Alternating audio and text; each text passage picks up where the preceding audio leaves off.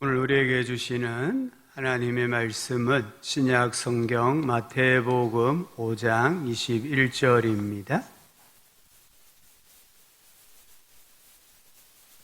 마태복음 5장 21절부터 26절까지 말씀입니다. 말씀을 교독하여 읽겠습니다.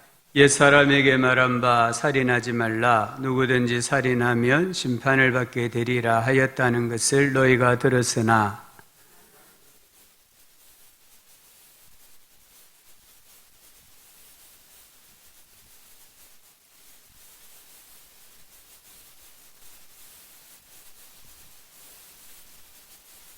그러므로 예물을 제단에 드리려다가 거기서 내 형제에게 원망 들을 만한 일이 있는 것이 생각나거든.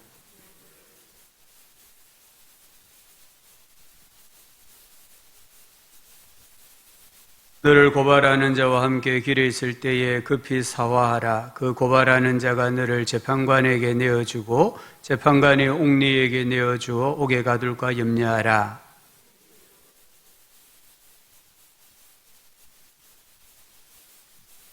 결코 거기서 나오지 못하리라. 아멘. 봄이 만연한 계절입니다. 벚꽃도 평소보다 한 주일 정도 더 빨리 폈다고 합니다. 우리 성도님들이 자연의 순환을 조금 여유를 가지고 마음껏 누리셨으면 하는 마음이 있습니다. 예수님은 그리스도 안에 있는 우리를 가리켜서 너희는 세상의 소금이다, 세상의 빛이다 하셨습니다. 소금과 빛은 마치 우리 식탁에 놓여있는 소금, 그런 의미가 아니라 이 소금과 빛은 팔복대로 사는 삶을 말합니다. 이 팔복은 예수님의 마음입니다. 우리의 마음이기도 하지만 근본적으로는 예수님의 마음입니다. 그래서 우리가 세상의 소금이다, 세상의 빛이다 이 말은 작은 예수다 이런 의미가 됩니다. 우리는 작은 예수로 예수를 닮은 자로 세상을 살아가야 이 세상을 정화시키고 세상의 어둠을 몰아내고 밝힐 수 있는 존재가 된다라고 주님이 말씀을 하셨습니다. 또 예수님은 5장 17절을 보면은 나는 율법이나 선지자를 폐하러 온 자가 아니라 완전하게 하기 위해 오셨다 하셨습니다. 여기 나오는 율법이나 선지자는 구약 성경을 말합니다. 우리 예수님의 가르침은 당시의 바리새인이나 서기관들에 비해서 너무나 혁신적이었습니다. 그 시대 사람들이 감당하기 힘든 말씀을 하셨습니다. 그래서 사람들은 예수님이 율법을 파괴하는 것이 아니냐. 우리가 지금까지 들어왔던 바리새인이나 서기관들을 통해 알고 있던 율법과 예수님께서 말씀하시는 율법의 해석이 너무나 다르다는 거예요. 그래서 예수님은 파괴자다 이런 오해를 합니다. 근데 예수님은 아니다. 나는 구약 성경의 가르침을 완성시키기 위해 왔다라고 하셨습니다. 그리고 오늘 우리가 읽은 이 말씀부터 계속해서 6가지 주제에 대해 주님이 율법을 재해석을 하시는 것을 봅니다. 이 예수님의 율법을 해석하는 이 주제는 우리가 팔복의 정신을 실천해야 할 영역입니다. 나아가서 오늘날 교회가 현대인들에게 답을 주어야 할 중요한 영역입니다. 예수님은 먼저 10계명 중에 제6계명을 재해석을 합니다. 6계명은 우리가 아는 것처럼 살인하지 말라입니다. 이 계명에는 동물을 죽이는 것이나 사형 제도나 또는 전쟁 중에 누군가를 살상하는 것은 해당이 되지 않습니다. 살인은 사람을 죽이는 행위입니다. 문자적으로 보면 이 6계명은 우리와 상관이 없어 보입니다. 특별히 나와는 아무런 상관이 없습니다. 그러나 예수님의 해석을 듣다 보면 양심이 찔리고 얼굴이 빨개지는 것을 느낍니다. 예수님은 제6계명을 이렇게 해석하십니다. 너희는 옛사람들에게 주어진 살인하지 말라라는 계명을 잘 알고 있다. 내가 너희에게 말한다. 누구든지 형제나 자매에게 화만 내도 살인을 범한 것이다. 무심코 형제를 바보라고 부르면 너희는 법정으로 끌려갈 수 있다. 생각 없이 자매에게 멍청이라고 소리치면 지옥불이 너희 앞에 있다. 가장 단순한 진리는 말이 사람을 죽인다는 것이다. 이렇게 해석을 하셨습니다. 우리 예수님께서 살인에 버금가는 것을 말씀하시면서 그 대상을 형제들이라고 말씀합니다. 형제와 자매는 남이 아니잖아요. 가족입니다. 신앙 공동체의 신자 동료입니다. 예수님은 우리가 너무나 쉽게 생각 없이 자주 가족을, 부모를, 배우자를, 자녀를, 동료 신자들을 살해하고 있다라고 말씀합니다.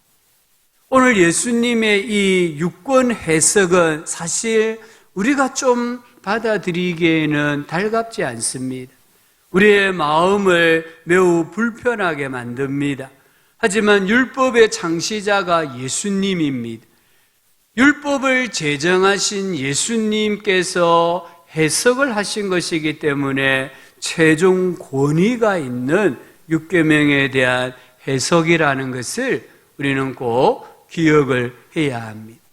예수님께서 살인에 버금가는 것으로 여기시는 게 무엇입니까? 첫 번째는 분노입니다. 오늘 말씀에 형제에게 노하는 자마다 심판을 받게 되고 했습니다. 여기 노하다, 분노, 헬라어로는 두 개의 단어가 있습니다. 하나는 디모스라는 단어입니다. 이 단어는 나뭇잎을 모아서 불을 붙이면 활활 타다가 금방 꺼져버리는 것처럼 화를 냈다가 금방 화가 식어져 버리는 것을 의미합니다. 또 다른 하나의 단어는 오르게라는 단어입니다. 이 단어는 어떤 사람에 대해서 화를 내면 그 화를 마음에 담고 있는 것을 의미합니다. 오늘 예수님께서 말씀하시는 분노는 오르게입니다. 지속적인 분노를 말합니다. 이 분노가 마음에 쌓이면 마귀가 틈을 탄다라고 말씀하고 있습니다. 인류 최초의 살인자가 누굽니까? 가인입니다. 가인이 누구를 죽였습니까? 형제를 죽였습니다. 동생 아벨입니다. 왜 죽였습니까? 하나님께서 그와 그의 재물은 받지 않으셨기 때문입니다. 그래서 가인은 화가 났습니다. 동생을 대하는데 안색이 변하였습니다. 동생이 들에 있을 때 기회를 엿보고 쳐서 죽였습니다. 하나님과의 관계가 뒤틀어지니까 가인의 마음에 분노가 또아리를 틀고 있었습니다.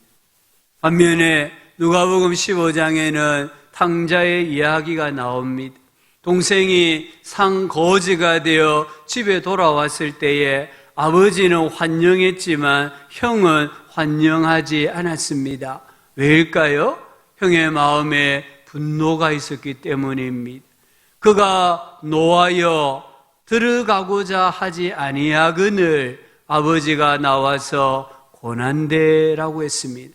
여기 형이 노하였다고 했는데 이 헬라어 단어가 오늘 예수님이 형제에게 노하는 자마다 할 때 노하다라는 단어와 같은 오르게라는 단어입니다. 이 형의 마음에는 동생을 향한 분노심이 있었습니다. 이 순간에, 이 아침에 생긴 분노심이 아닙니다. 동생을 향한, 때로는 아버지를 향한 분노가 오래전부터 마음에 차곡차곡 쌓여 있었습니다. 그래서 분노를 표출해야 될 상황이 되었을 때에 그가 노하였다라고 말씀합니다. 잘 보십시오. 가인은 동생을 문자 그대로 살해했습니다. 형은 동생을 문자 그대로는 죽이지 않았습니다. 대신에 동생에게 지속적인 분노하는 마음을 가지고 있었습니다. 그러나 예수님은 둘 다 살인자라고 말씀하고 계십니다. 마귀가 가장 아끼는 충신이 누구일까요? 혈기가 많은 사람입니다. 버럭 사람입니다. 마귀가 언제든지 감정을 폭발시킬 수 있는 사람입니다. 마귀는 우리 안에 분노의 감정을 불러일으켜서 서로 미워하게 하고 서로 대적하게 하고 서로 파괴하게 합니다. 그게 가정이든 교회든 사회든 마귀가 파괴시키는 과정은 동일합니다. 그래서 전도서 7장 9절은 급한 마음으로 노를 바라지 말라 하셨습니다. 급한 마음으로, 조급한 마음으로 사연을 듣기 전에 성급한 마음으로 분노부터 하면은 안 된다라고 말씀합니다. 잠언 22장 24절은 노를 품는 자와 노하는 자가 아니라 마음에 노를 품고 있는 자와 사귀지 말며 울분한 자와 동행하지 말라라고 하십니다. 사울왕을 보십시오. 블레셋과의 전쟁에서 승리를 하고 개선문을 들어오는데 이스라엘 여인들이 노래하지 않았습니까? 사울이 죽인 자는 천천히요 다윗이 죽인 자는 만만히로다. 사울이 이 노래 소리를 들었을 때 성경을 보니까 불쾌했다고 했습니다. 그리고 심히 노하였다라고 했습니다. 이때부터 다윗을 향한 분노의 마음이 차곡차곡 쌓여지기 시작했습니다. 그러자 악한 영이 역사했습니다. 폭력을 휘두릅니다. 막말을 합니다. 그리고 기회가 있으면 창과 단창을 다윗과 아들 요나단에게 던지는 모습을 보여줍니다. 이 아버지 사울이 아들 요나단에게 막말을 하는데 그 막말을 자세히 들여다보면은 아들의 존재 가치를 인정하지 않는 무시하는 욕설이라는 것을 알 수 있습니다. 그러다가 비참한 최후를 맞이하지 않습니까? 이게 분노심의 종착지라는 거예요. 반면에 요셉을 보십시오. 형들에 의해서 구덩이에 던져집니다. 형들에 의해서 미디안 상인들에게 팔려갑니다. 미디안 상인들에 의해서 애굽의 노예시장의 물건처럼 전시가 됩니다. 보디발에 의해서 물건을 취급하듯이 요셉을 사갑니다. 또 보디발 집에서 보디발 아내의 거짓 고소를 당합니다. 옥에서 인간적인 배신을 당합니다. 그러나 요셉은 꿈과 비전을 이루는 하나님의 사람이 되었습니다. 이유가 어디에 있을까요? 창세기 50장 19절은 요셉이 그들에게 이르되 형들에게 말하되 두려워하지 마소서 내가 하나님을 대신하리까. 요셉은 화가 나고 분노해야 될 상황에 되었을 때에 내가 하나님을 대신할 수는 없다. 이런 믿음이 있었다는 거예요. 그래서 요셉은 분노함으로 죄를 짓는 일을 모면할 수가 있었습니다. 누구나 화를 낼 수 있습니다. 이것은 디모스라고 했습니다. 우리가 살아가다 보면은 짜증도 낼 수 있고 또 화도 낼 수 있습니다. 그런데 이런 화들이 차곡차곡 쌓이면 내 마음에 오르게가 되는 거예요. 나뭇잎도 계속 모아서 불을 붙이면 불이 활활 타오르지 않습니까? 그래서 에베소서 4장 26절 27절은 분을 내어도 죄를 짓지 말며 해가 지도록 분을 품지 말고 하루 해가 다 가기 전에 분을 풀으라는 거예요. 풀지 않으면 분을 품은 채 잠자리에 들면은 마귀가 틈을 타고 마귀가 역사한다라고 말씀하고 있습니다. 우리가 매일 밤에 세수하고 주무시듯이 매일매일 우리 마음에 있는 분노의 감정도 씻어내버리는 성도가 되기를 주의 이름으로 축복합니다. 두 번째로 예수님께서 살인에 버금가는 것으로 욕설을 말씀합니다. 오늘 말씀에 형제를 대하여 라가라 하는 자는 공회에 잡혀가게 되고 했습니다. 이 라가는 머리가 텅 빈 멍청이, 사악한 자 이런 뜻을 가진 히브리어 욕설입니다. 이 라가 정확하게 말하면 라카입니다. 라카. 이 라가라는 발음을 하려고 하면은 우리 목에 가래가 있으면 이 가래를 뱉기 위해서 목에 힘을 주지 않습니까? 퇴 뱉잖아요. 그렇게 발음을 해야 정확하게 소리가 나는 단어예요. 그래서 라카 이러면은 소리 자체가 귀에 거슬리잖아요. 그 사람의 인격을 무시하고 멸시하는 욕이 바로 라가입니다. 또한 예수님은 형제를 미련한 놈이나 하는 자는 지옥불에 들어가게 되리라 하셨습니다. 여기 미련한 놈은 라가보다 더 심한 욕입니다.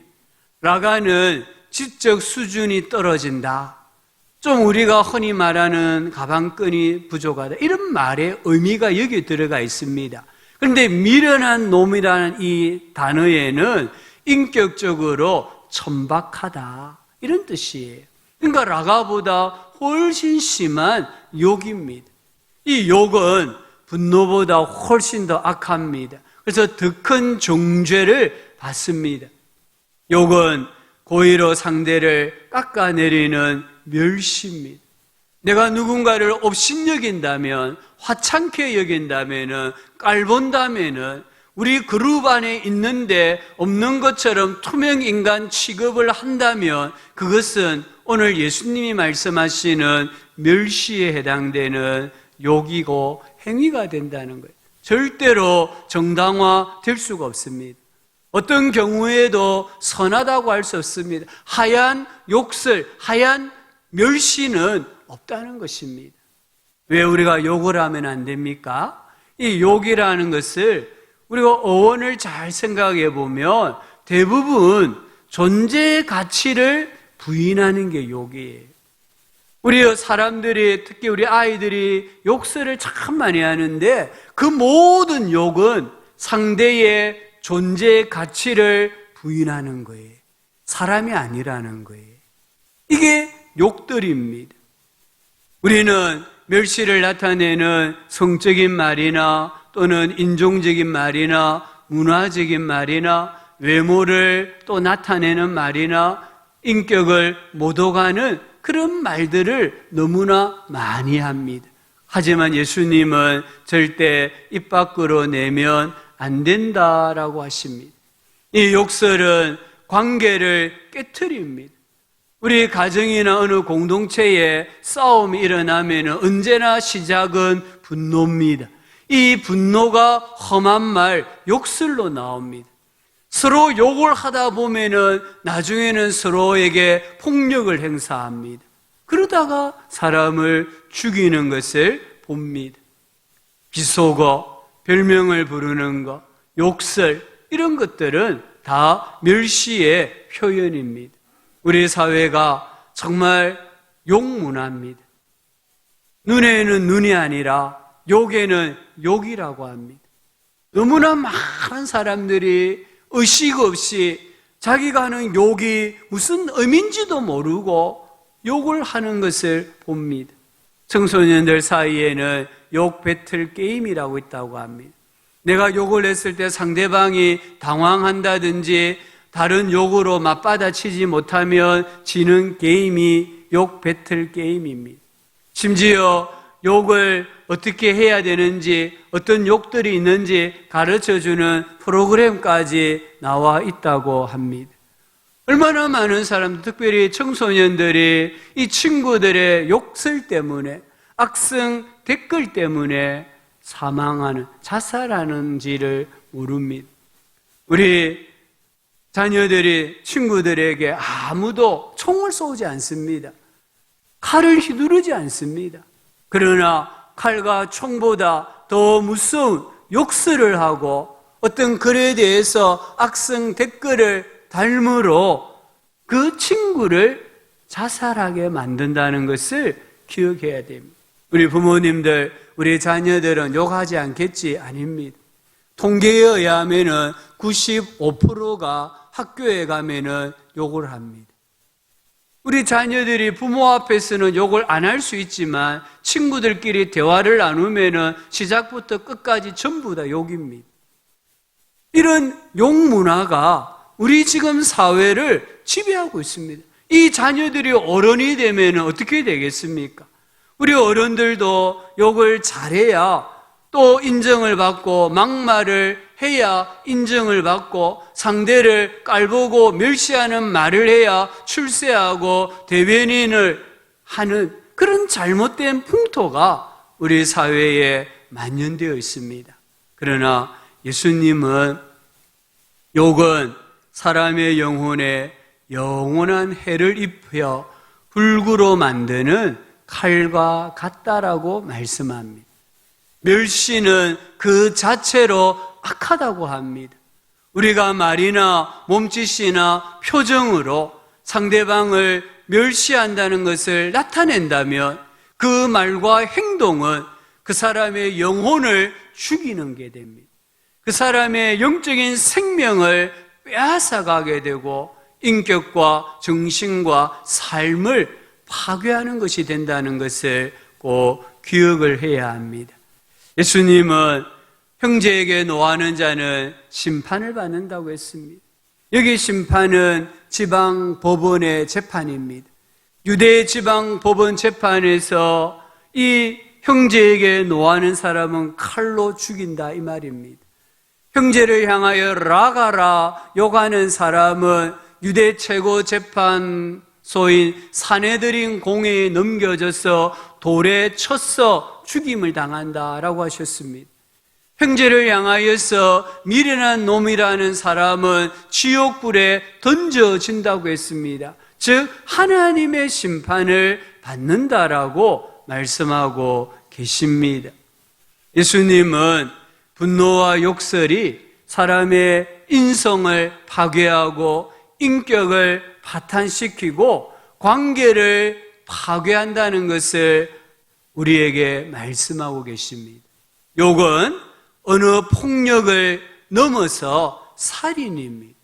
이 욕은 또는 멸시는 형제의 존재 가치를 부인하는 말입니다.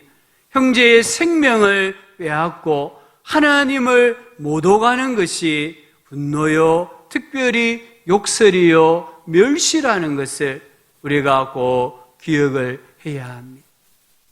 예수님은 23절부터 26절에서 두 가지 실제적인 예를 들어 설명을 하십니다. 이 두 가지 사건은 상황은 다릅니다. 그러나 똑같은 것은 우리가 범하는 죄가 이중적이라는 겁니다. 사람과 하나님에게 범하는 죄입니다. 우리가 어떤 사람에게 잘못했음을 알 때에 그 문제를 해결하고 예배해야 한다고 하십니다. 상대가 모르는 문제라고 하면 굳이 찾아가서 말할 필요는 없습니다. 그러나 실제로 상대의 재산에 피해를 주고 신체에 손상을 주고 명예에 먹칠을 했다고 한다면 예배만으로는 해결되지 않습니다. 실제적인 용서와 화해가 있어야 한다라고 말씀하고 계십니다. 또한 여기 25절, 26절 이 말씀은 하나님의 모략이라는 책에 달라스 윌라드라는 신학자는 이렇게 해석을 합니다. 어떤 경우에는 상대가 법으로 어떤 문제를 해결하려고 할 때가 있다는 거예요. 즉 나를 교회법이나 세상법에 고소하는 사람이 있다는 겁니다. 그때에도 상대에게 호의를 보여야 한다. 호의를 보인다고 해서 상대의 모든 요구를 들어주는 것이 아니라 상대가 나를 세상 법에 고소를 했다 할지라도 그 사람의 유익과 행복을 구해야 한다는 뜻이다. 이렇게 해석을 합니다. 예수님은 우리가 살아가다 보면 어떤 문제로 법정에 갈 수도 있고 안 갈 수도 있다. 상황에 맞게 적합하게 하면 된다. 그러나 어느 쪽을 택하든 적대감과 원한과 무자비한 승부욕으로 해서는 안 된다라고 하시는 거예요. 그리고 결과가 어떠하든지 간에 수용하고 끝까지 기쁨을 잃지 않고 하나님을 의지할 때에 우리는 제6계명을 지킬 수 있다라고 합니다. 그렇지 않습니까? 내가 재판을 해서 이겼는데 내 마음이 교만하고 그 형제를 향해 여전히 분노가 있고 욕을 한다면 이겼지만 살인죄를 범하는 겁니다. 내가 재판에서 졌습니다. 졌기 때문에 억울해하고 분해하고 욕설을 한다면 역시 살인하지 말라라는 계명을 범하는 죄를 짓는 것입니다. 우리 사회는 분노 사회입니다. 이 코로나로 인해서 얼마나 많은 사람들이 분노하고 있는지 모릅니다.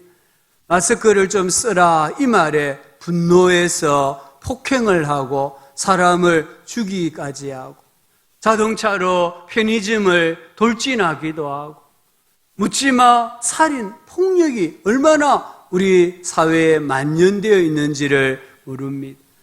지금 우리 사회는 욕이, 욕설이 온 모든 것을 도배하고 있습니다. 우리 청소년들, 청년들, 어른들, 교회 밖에 있는 사람들 욕을 너무너무 잘하고 욕을 너무너무 많이 합니다. 이러한 세대에 살인하지 말라라는 예수님의 이 말씀을 어떻게 우리가 지킬 수 있겠습니까? 10가지 방법을 간단하게 생각해 봅시다. 첫 번째는 기뻐하고 기도하고 감사해야 됩니다. 데살로니가전서 5장 16절 18절에 항상 기뻐하라, 쉬지 말고 기도하라, 범사에 감사하라. 이것이 그리스도 예수 안에서 너희를 향하신 하나님의 뜻이라고 했습니다. 기뻐하면서 분노할 수 있습니까? 감사하면서 욕할 수 있습니까? 나는 앞으로 분노하지 않을 거야. 나는 앞으로 욕하지 않을 거야. 이렇게 결심하기보다는 하나님, 제가 항상 기뻐하겠습니다. 하나님, 제가 항상 감사하겠습니다. 하나님, 제가 분노해야 될 때에 기도하겠습니다. 이런 결심을 가진다면 우리는 예수님의 말씀에 순종할 수 있습니다. 두 번째는 남을 낮게 여겨야 합니다. 빌립보서 2장 3절에 아무 일에든지 다툼이나 허용으로 하지 말고 오직 겸손한 마음으로 각각 자기보다 남을 낮게 여기고 했습니다. 각각 한 사람 한 사람 자기보다 이웃을 낮게 여기라고 했습니다. 아, 당신은 나보다 훌륭하신 분입니다. 그럼 이 사람도 나를 향하여 아닙니다. 당신이 나보다 훌륭한 사람입니다. 이렇게 서로를 존중하고 높이는데 어떻게 분노할 수 있고 욕설을 내뱉을 수가 있겠습니까? 구슬은 쌓이지 않습니다. 구슬로 탑을 쌓을 수 있는 분이 계십니까? 구슬 위에 구슬을 올리면은 때르르 굴러가고 맙니다. 그러나 네모난 것, 각진 것은 탑을 쌓을 수 있습니다. 각이 져 있기 때문입니다. 우리가 구슬과 같은 그런 사람, 그런 성품을 가질 때에 예수님의 말씀에 순종할 수가 있습니다. 첫 번째는 사소한 것에 목숨을 걸지 말아야 합니다. 많은 가정에서 부부가 사소한 것에 시비가 붙고 사소한 것에 의견이 달라져서 분노하게 되고 욕하게 되고 구타하게 되고 갈라서는 것을 많이 봅니다. 사소한 것은 그냥 사소한 것으로 취급을 하셔야 합니다. 네 번째는 필요 이상으로 친절해야 됩니다. 구약성경 사무엘상 25장에 보면은 나발이 나옵니다. 이 나발은 큰 부자였습니다. 다윗이 나발의 양떼를 보호해 주었습니다. 이제 양털 깎는 축제가 있을 때에 다윗이 신하들을 보내어 떡과 포도주를 좀 구해달라고 요청을 했습니다. 이때 나발이 다윗의 청을 거절했을 뿐만 아니라 다윗의 인격을 멸시하는 모독하는 말을 합니다. 그래서 다윗이 화가 났습니다. 군대를 일으킵니다.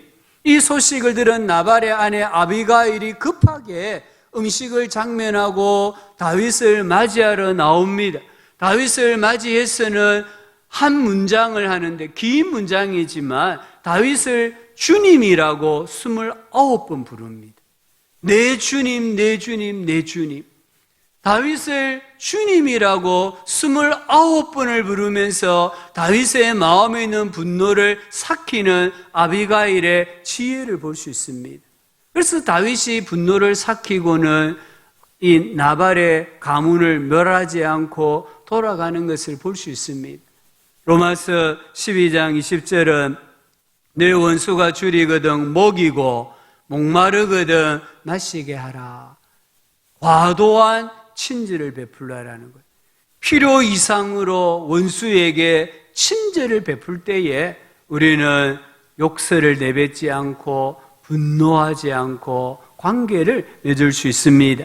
다섯 번째는 인정하라고 합니다. 로마서 12장 6절에 우리에게 주신 은혜대로 받은 은사가 각각 다르니 혹 예언이면 믿음의 분수대로, 여기에 각각 다르다고 했습니다. 우리가 하나님 앞에서 받은 은사 선물이 다 다릅니다. 그 다름을 인정해야 조화를 이룰 수 있습니다. 근데 왜 당신은 나와 같지 않습니까? 이런 마음이 들면은 그 사람에 대해서 분노하게 되고 또 욕하게 되고 관계가 깨어지는 것을 볼 수 있습니다. 여섯 번째는 다른 사람들을 위엄 있게 소중하게 다루어야 됩니다. C.S. 루이스라는 분이 영광의 무게라는 글에서 이렇게 말합니다. 오직 인간만이 질 수 있는 내 이웃의 영광과 무게와 짐을 내 어깨 위에 매일 올려놓아야 한다. 그리하여 내 교만의 등을 부서뜨려야 한다. 우리가 이웃을 가볍게 생각하면은 교만해집니다. 이웃을, 형제를 무겁게 생각하면 우리는 겸손해진다는 겁니다. 그래서 매일 우리의 이웃의 영광과 무게와 짐을 내 어깨에 올려놓으면 우리는 자연스럽게 허리가 숙여지고 고개가 숙여지고 겸손한 사람이 된다라고 말합니다. 일곱 번째로 좋은 말을 사용합시다.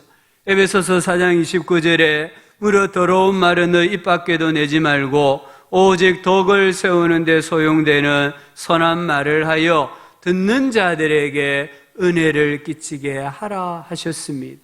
성경은 우리 성도님들의 입에서 불쾌하고 더러운 말, 희롱하는 말을 버려라고 했습니다. 가시돋친 말, 헐뜯는 말, 공격적인 말, 비판적인 말을 버려라고 명령합니다. 성경은 우리들에게 항상 감사하는 말, 인정하는 말, 칭찬하는 말, 축복하는 말을 하라고 명령을 합니다. 여덟 번째는 하나님의 말씀으로 마음의 정원을 가꾸어야 합니다. 우리 예수님께서 네 종류의 밭을 말씀하셨습니다. 길가와 자갈밭과 가시뜰기밭과 좋은 땅입니다. 여기 길가, 자갈밭, 가시뜰기밭은 열매를 맺지를 못합니다. 오직 좋은 땅만 열매를 맺되 100배, 60배, 30배 열매 맺는다고 했습니다. 우리의 마음은 정원입니다. 우리 성도님들의 마음은 각자 가지고 있는 정원입니다. 이 정원을 어떻게 잘 가꾸느냐에 따라서 우리가 하나님 앞에 받는 복의 분량이 달라진다는 것을 기억해야 합니다. 마태복음 15장 19절에 마음에서 나오는 것은 악한 생각과 살인과 비방이다. 살인이 마음에서 나온다. 비방이, 악한 생각이 마음에서 나온다고 했습니다. 마음에서 나오는 이것이 사람을 더럽게 한다고 했습니다. 우리 성도님들, 각자 마음에 있는 정원을 하나님의 말씀으로 가꾸시기 바랍니다. 말씀의 씨앗을 심으시고 말씀으로 비료를 삼으시고 말씀으로 지렛대를 삼으셔서 100배, 60배, 30배의 하나님의 복의 열매를 맺는 성도님들 되시기를 바랍니다. 9번째는 자신을 소중히 여겨야 합니다. 내가 참 존귀한 자구나 이렇게 생각해야 됩니다. 나는 예수님의 보혈로 구원받은 사람이야. 나는 예수님께 사랑받는 사람이야. 주님이 나에게 사명을 주셔서 이렇게 자기를 생각해야 자기 몸과 영혼을 깨끗하게 할 수 있습니다. 자기를 존중히 여기는 사람만이 다른 사람도 존중히 여기며 살 수 있습니다. 다윗이 그랬지 않습니까? 다윗은 자기를 죽이려고 하는, 자기에게 분노를 표출하는 사울을 대할 때에 자기가 존귀한 자인 것처럼 대했습니다. 사울이 좋아서 존귀하게 된 게 아닙니다. 내가 존귀하기 때문입니다. 나는 왕으로 기름 부음 받은 사람이야. 나는 왕이야. 왕으로서 행동해야지. 이 마음이 있었을 때에 사울에게 막말을 하지 않습니다. 사울을 뭐라고 부릅니까? 내 아버지여 이래 부릅니다. 아버지라고 부릅니다. 자기를 죽이려고 하는 이 사울을 가리켜 내 아버지여, 벼룩과 같은 나를 이렇게 표현을 해요. 그래서 다윗은 자기의 그 사명을, 자기의 위치를 지키는 걸 봅니다. 마지막으로 심령이 가난한 자로 살아야 합니다. 왜 사람들이 분노할까요? 분노를 품고 살아갈까요? 왜 사람들이 그렇게 욕을 많이 할까요? 자기 의와 허영심 때문입니다. 분노를 품고 사는 사람은 상한 자아를 가지고 있습니다. 상처받은 자아를 부풀리는 사람들입니다. 심령이 가난할 때에 자신을 형제보다 더 높게 생각하지 않습니다. 다른 사람들에게 부당하게 화를 내지 않습니다. 하나님의 형상을 멸시하지 않습니다. 심령이 가난할 때에 형제와 이웃을 존중합니다. 살인의 뿌리가 되는 시기와 증오와 분노와 복수심을 버리게 됩니다. 시인은 이렇게 기도했습니다. 여호와여, 내 입에 파수꾼을 세우시고 내 입술의 문을 지키소서. 자기 입술에 파수꾼을 세우셔가지고 자기의 말을 주님이 지켜달라고 기도했습니다. 분노와 욕이 난무한 우리 세대의 신자들은 입술을 지켜야 합니다. 사람을 공격하지 마십시오. 선하게 행동하십시오. 악한 말에 대꾸하지 마십시오. 무엇보다 우리는 신자이기 때문에 기도해야 됩니다. 하나님의 말씀을 묵상을 해야 됩니다. 자기의 마음의 정원을 아름다운 밭으로, 좋은 밭으로 가꾸어야 합니다. 이기주라는 분이 언어의 온도라는 책을 썼습니다. 이 책에 이런 글귀가 있습니다. 무덤에 묻어야 할 말을 소중한 사람의 가슴에 묻으며 사는 건 아닌가. 무덤에 묻어야 될 분노하는 말, 더러운 말, 온갖 욕설들을 무덤에 묻지 않고 사랑하는 사람의 가슴에 묻으며. 무슨 말이에요? 사랑하는 사람에게 그런 말을 너무 많이 한다는 거예요. 비수와 같은 말을 너무 많이 한다는 거예요. 사랑하는 가슴에 묻으며 사는 건 아닌가? 우리 성도님들, 오늘 예수님이 말씀한 것처럼 남들에게는 그렇게 관대하고 남들에게는 분노의 감정도 잘 절제하면서 말도 조심하면서 어찌하여 형제에게, 어찌하여 사랑하는 소중한 사람의 가슴에 그런 말들을 하고 그런 분노를 표현하고 살아가고 있는지 우리가 깊이 생각해야 되지 않겠습니까? 잠언은 죽고 사는 것이 혀의 힘에 달렸다고 했습니다. 우리는 총과 칼로 형제를 죽이지는 않습니다. 그러나 말로써, 언어로서 우리는 누군가를 살해할 수 있다는 것을, 특히 사랑하는 배우자나 부모나 가족들, 자식들에게 그렇게 할 수 있다는 것을 유념하시고, 심령이 가난한 자로 가정에서 생활하시고 교회와 사회에서 생활하는 우리 성도님들 삶이 되실 수 있기를 예수님의 이름으로 간절히 소망합니다. 하나님 아버지, 오늘 우리 사회가 분노와 욕설로 너무나 많은 피해를 보고 있습니다. 이러한 때에 우리 성도들만이라도 오늘 예수님 말씀처럼 분노를 매일매일 씻어내게 하여 주시고, 욕설을, 상대를 멸시하는 언어를 버리게 해 주시기를 원합니다. 그리하여 우리가 팔복의 정신을 가지고 심령이 가난한 자로 살아가는 부모가 되고 자식이 되고 신자가 되게 하여 주옵소서. 예수님의 이름으로 기도합니다. 아멘.